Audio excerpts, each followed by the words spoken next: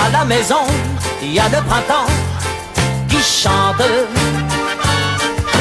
Viens à la maison, tous les oiseaux. Bonjour les protestants 2.0, ici Jonathan de la paroisse de Sarrebourg en Moselle-Sud. Et en ce nouveau jour de confinement, je voulais partager avec vous les paroles d'espérance du psaume 42. Comme une biche soupire après des cours d'eau, ainsi mon âme soupire après toi, ô Dieu. Mon âme a soif de Dieu, du Dieu vivant. Quand donc pourrais-je me présenter devant Dieu ? Mes larmes sont ma nourriture, jour et nuit, car on me dit sans cesse « Où est ton Dieu ?» Je me rappelle, avec émotion, l'époque où je marchais, entouré de la foule, où j'avançais à sa tête vers la maison de Dieu, au milieu des cris de joie et de reconnaissance d'une multitude en fête. Pourquoi être abattu, mon âme, et gémir en moi ? Espère en Dieu, car je le louerai encore. Il est mon salut et mon Dieu. Mon âme est abattue en moi.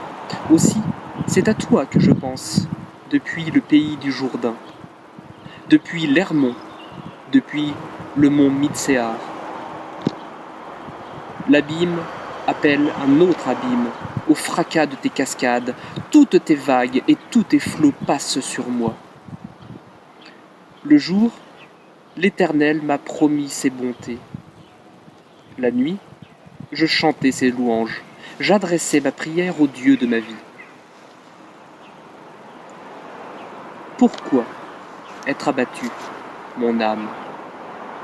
Et pourquoi gémir en moi ?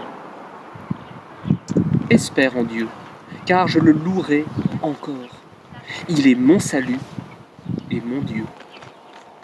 Je me rappelle avec émotion l'époque où je marchais entouré de la foule, où j'avançais à sa tête vers la maison de Dieu, au milieu des cris de joie et de reconnaissance d'une multitude en fête. Ce verset, qui prend une sonorité toute particulière en ce temps de confinement, a également inspiré, il y a à peu près 80 ans, une autre personne qui a vécu un confinement des plus extrêmes. Il s'agit de Dietrich Bonhoeffer. Je partage avec vous les quelques mots qu'il a écrits au sujet de ce verset. Je suis seul. Il n'y a personne à qui je puisse vider mon cœur. Alors je le fais devant moi et devant le Dieu auquel je crie. Il est bon de vider son cœur dans la solitude et de ne pas ravaler son chagrin. Mais plus je suis seul, plus j'ai le désir d'être en communion avec d'autres chrétiens, de célébrer ensemble le culte, de prier, de chanter, de louer, de rendre grâce et de faire la fête ensemble. Je me rappelle de cette communion, et en moi grandit l'amour que je lui porte. Celui qui crie à Dieu crie à Jésus-Christ, et celui qui crie à Jésus-Christ crie à l'Église. Dieu, Saint-Esprit, offre-moi des frères avec lesquels je sois en communion, dans la foi et la prière, avec lesquels je puisse porter tous les fardeaux qui me sont imposés. Ramène-moi dans ton Église, vers ta parole et vers ta sainte scène. Le jour, l'Éternel m'a promis ses bontés. La nuit, je chante ses louanges, j'adresse ma prière au Dieu de ma vie.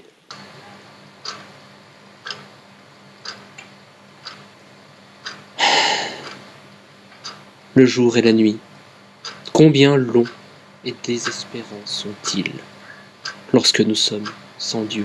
Mais combien joyeux devient le jour le plus malheureux lorsque je parviens à y saisir la bonté de Dieu et que je crois que toutes choses doivent concourir au bien de ceux qui aiment Dieu.